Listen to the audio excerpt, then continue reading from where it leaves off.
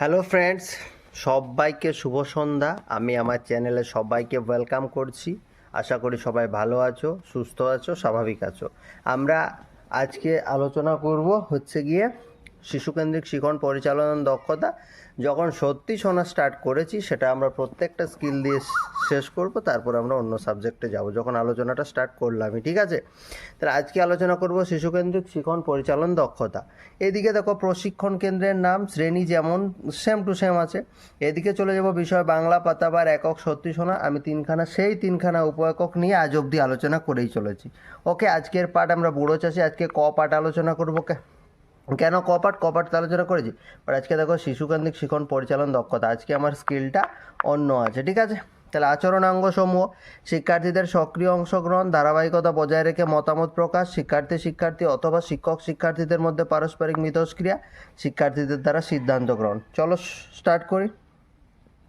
শ্রেণীকক্ষে প্রবেশ করে শিক্ষক মহাশয় প্রথমে শিক্ষার্থীদের সঙ্গে কুশল বিনিময় করবেন এবং তাদেরকে ক ও খ দুটি দলে বিভক্ত হয়ে যথাস্থানে বসতে বলবেন। শিক্ষার্থীরাও শিক্ষক মহাশয়ের সাথে কুশল বিনিময় করবে এবং শিক্ষকের নির্দেশ মতো দুটি দলে বিভক্ত হয়ে বসে পড়বে। আজকে আমার বুড়ো চাষির কঠিন থেকে চোখ বুঝলো সে, এটা আমাকে বিষয়ে লিখতে হবে, ঠিক আছে? বিষয় আমাকে এটা লিখতে হবে। বুড়ো, ভুলে গেছি লিখতে। বুড়ো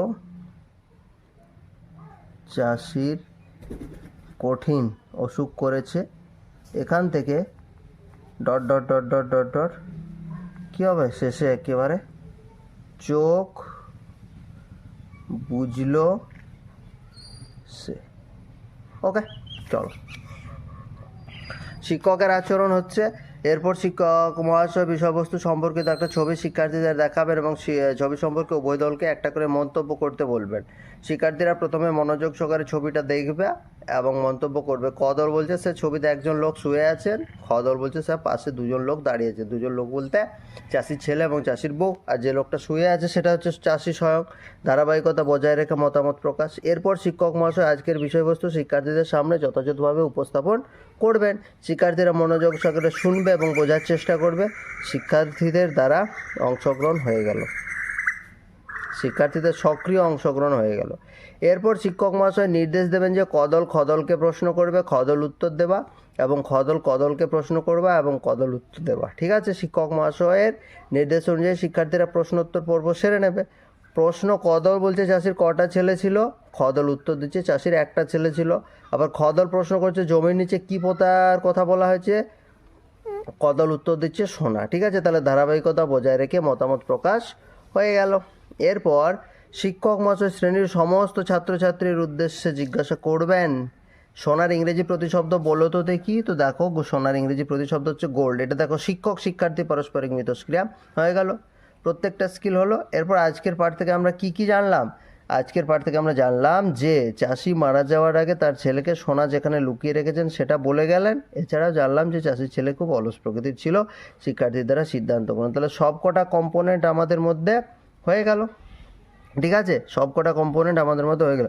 এই যে দেখো একটা পয়েন্ট ছিল না, শিক্ষার্থী অথবা শিক্ষক শিক্ষার্থী পারস্পরিক মিথস্ক্রিয়া। দেখো এখানে শিক্ষক শিক্ষার্থী পারস্পরিক মিথস্ক্রিয়া হয়ে গেল, কারণ টিচার জিজ্ঞাসা করছেন, তারা আনসার দিচ্ছে, একটা ব্যাপার হলো। এবার দেখো এই যে আমি এখানে লিখেছি ধারাবাহিকতা বজায় রেখে মতামত প্রকাশ, অর্থাৎ প্রথমে কদল বলছে, খদল বলছে, তারপর কদল, তারপর খদল।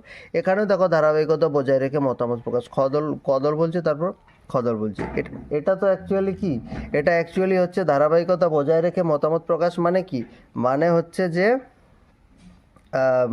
কি বলবো, শিক্ষার্থী পারস্পরিক মিথস্ক্রিয়াও হয়ে গেল, ঠিক আছে? তাহলে আজকে এখানেই শেষ করছি, পরের দিন আবার দেখা হচ্ছে। Thank you, have a good day.